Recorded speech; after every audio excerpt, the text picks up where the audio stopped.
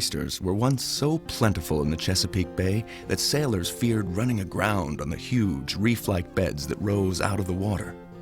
Today, however, overharvesting and disease have pushed the native Virginia oyster to the brink of disappearing from these troubled waters forever. Fighting to save both the Chesapeake's native oyster population and, in turn, their own way of life, a new generation of watermen and scientists has embraced the practice of sustainable oyster farming, or aquaculture, to not only save their industry, but also to clean up the bay at large. The Chesapeake is dying, and many here believe that the humble oyster may be one of its unlikely saviors. I was a commercial fisherman, and I saw oyster farming and shellfish farming as a way to continue staying on the water, working as a waterman, but doing something a little more sustainable and having a little more control over my destiny. Tommy Leggett heads the Chesapeake Bay Foundation's Oyster Recovery Program in Virginia, raising oysters through aquaculture, not for the market, but only to rebuild and reinforce state-protected reefs. It's estimated that there's only about 1% of the historic level of oysters from when Captain John Smith was here in the 1600s. Oyster dredge boats from up in New England came down and just essentially strip mined the oyster reefs. And later on we had water quality issues from pollution. We had diseases, which we still have now. The Chesapeake Bay Foundation is a strong proponent of aquaculture to help the industry keep doing what it needs to do to make a living. And the oyster industry is a huge component of our cultural heritage. In addition to that, the oyster industry is a big partner in our restoration efforts. So it's important to have them around. Part of Tommy's outreach to the commercial oyster industry includes teaching the process of aquaculture to potential oyster farmers, such as Travis and Ryan Croxton, two cousins who have built a thriving aquaculture farm and oyster distribution business from the remnants of their family's Chesapeake Bay legacy. My cousin Ryan and I were sitting around and just realizing that our family oyster grounds were coming up for renewal by the state. And we decided, let's start looking into growing oysters just for ourselves and keep those grounds in our family. We did all kinds of research to figure out that we wanted to do aquaculture, not dredging or tonging. Oysters in the bay used to be so plentiful and abundant, you didn't have to farm oysters. They're not at this point. While their family business, the Rappahannock River Oyster Company, is new to aquaculture, there have been Croxtons harvesting oysters in the Chesapeake since the 1800s. My grandfather, William A. Croxton, is who kind of launched it really big, and he owned several hundred acres throughout the bay and was one of the big harvesters of the time. The first memories that I have are actually driving with him onto a pier that was made entirely of oyster shells. He would actually have his boats bring in oysters that he had harvested. He just loved oysters so much and loved sharing them. The only regret we have is that we got into this business after he passed away, so we kind of wish we could share with him what we've done.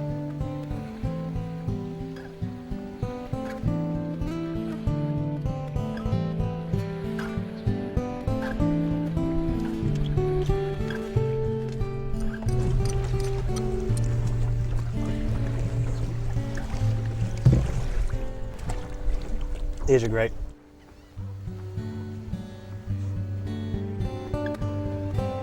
Ryan and I also travel quite a lot to different cities to meet with chefs, show them our product. That's what actually makes us real happy. They realize that we are growing the oysters, we grow all the product, and this is what we do. Our samples of our oysters. Put them right here, guys. What's the value of aquaculture versus hand tonging? It's just efficiency, besides the fact that it's better for the environment. Yeah, it's better business. Yeah. For one, because you got a sustainable crop.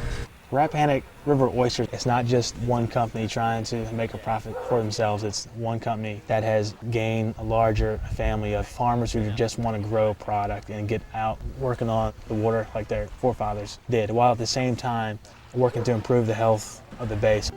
Two of their partners, David Chamberlain and Luke Briza, distribute many of their Snow Hill oysters under the Croxton's Rappahannock label. I'm David Chamberlain. The name of the company is Great Eastern Shellfish Company, and I've been doing it for about 15 years in all.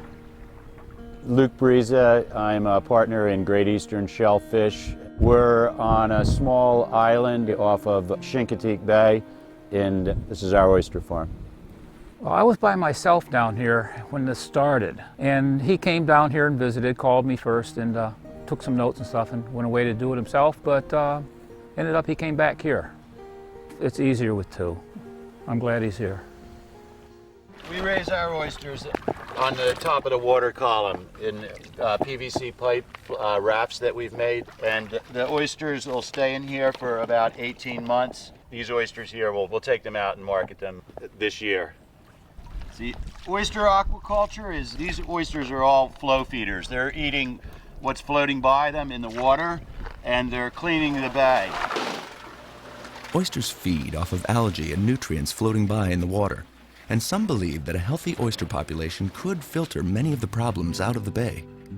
Dr. Donald Merritt, the program director of the Oyster Hatchery and Recovery Program at the University of Maryland's Horn Point Laboratory, showed us how the oysters clean the water around them.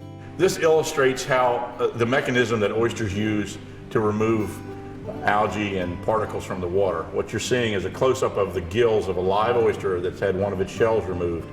And the dark pieces that you see in here are actual algal cells that are being filtered from the water and transported down towards the mouth, which is at this end.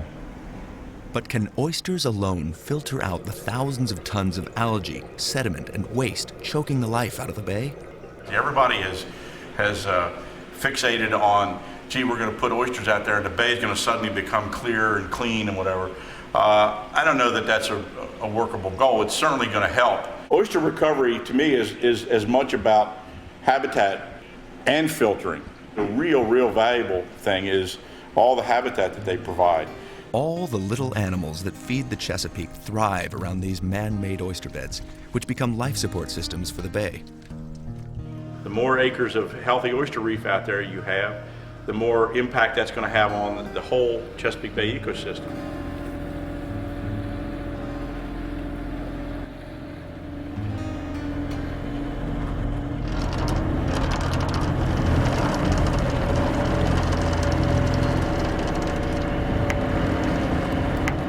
Yeah, these oyster cages are basically a miniature oyster reef. We find blue crabs, we find mud crabs, there's a spider crab, and there's plenty of things in there for him to eat, like worms. We did find a blenny. This is called a blenny. They're one of my favorite little fishes.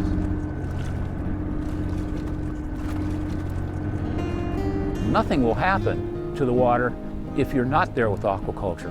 And when aquaculture comes in, something does happen and it's positive. The water gets cleaner. And you will find all the little creatures that need to be fed out there come to the farm to find shelter and food, and it becomes a win-win situation.